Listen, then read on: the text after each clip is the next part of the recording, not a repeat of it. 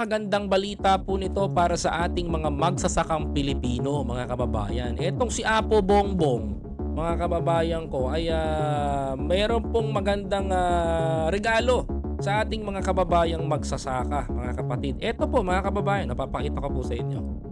Eto, balitang balita ngayon to mga kababayan ko ha. Sabi po dito sa Remate, mga kababayan ko, Department of Agriculture at 2.38 million magsasaka makakatanggap ng tig 5K cash grant, mga kababayan ko. Wow, mga kababayan ko, palakpakan natin ang government. Sabi ko sa inyo, pag maganda ginagawa, papalakpakan ko dito yan eh. Good job, DA Secretary.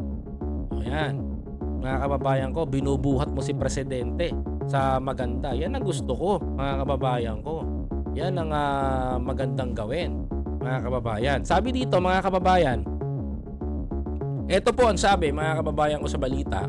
Manila, Philippines, sinabi ng Department of Agriculture or DA nitong Biyernes, December 29, o ngayon, na tinatayang 2.38 million ng mga magsasaka ng palay, magsasaka ng palay ha, ang nagsimula ng makatanggap ng tig 5,000 bilang cash aid mula sa Rice Farmers Financial Assistance. Mga kababayan ko, very good mga kababayan.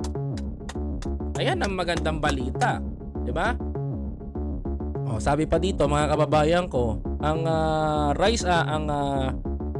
RFFA program ay isang unconditional financial assistance para sa mga maliliit na mga magsasaka ng palay na nagbubungkal sa ibaba ng 2 hektarya. Ayan, tigpa 5,000. Oh, ang cash grant ay ipinag-uutos sa ilalim ng Republic Act RA number 1159-8, mga kababayan ko, ang Cash Assistance Filipino Farmers Act of 2021.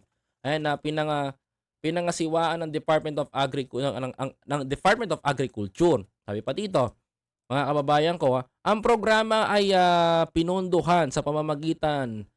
Ito maganda to. Ang programa ay pinondohan sa pamamagitan ng labis na koleksyon ng taripa mula sa pag-angkat ng bigas noong 2022 na may kabuuang 12.7 billion. Yan ang magandang ginawa ng government, mga kababayan ko, 'di ba, mga kababayan? Oh, 12.7 billion pesos Tapos yung 2.38 billion na ipamahagi na sa mga magsasaka natin. Maraki pa to, mga kababayan ko. Very good. Mga kababayan, ito pa, sabi dito. Oh, matatandaan nung September, inaprubahan ni Pangulong Ferdinand Bongbong Marcos Jr. ang pagpalabas ng 12.7 billion sa labis na koleksyon ng taripa upang i-bark roll sa RFFA program, mga kababayan ko ha.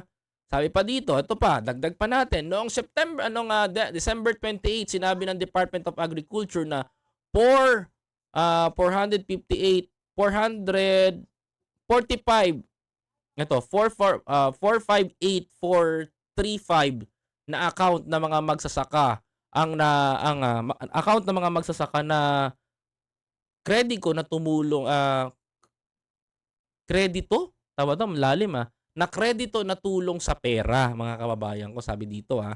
Samantala, sinabi ng ahensya na 44,719 na magsasaka ang nag-withdraw sa kanilang mga pera nag-withdraw sa kanilang pera para mamagitan sa sisikap ng Development Bank of the Philippines Remittance o ginawa sa USSC o yung Western Union din pala to at BPS Licensed Money Insure. Lastly, mga kababayan ko, maaaring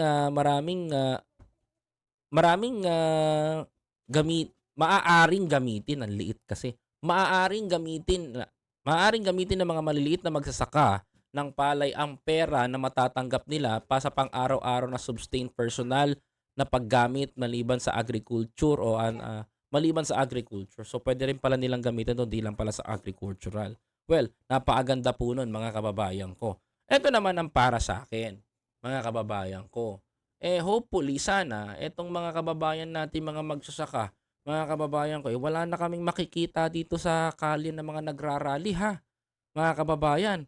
Sa panahon na 'to ni Pangulong Ferdinand Bongbong Marcos binibigyan kayo ngayon ng magandang laban, magandang pagkakakitaan, magandang, kung ako tatanungin niyo magandang, kasiguruhan na meron kayong makukuha mga kababayan ko. Well, this is the one of the achievement of our President Bongbong Marcos, ika nga nila, na maibigay po sa ating mga magsasaka, mga kababayan ko.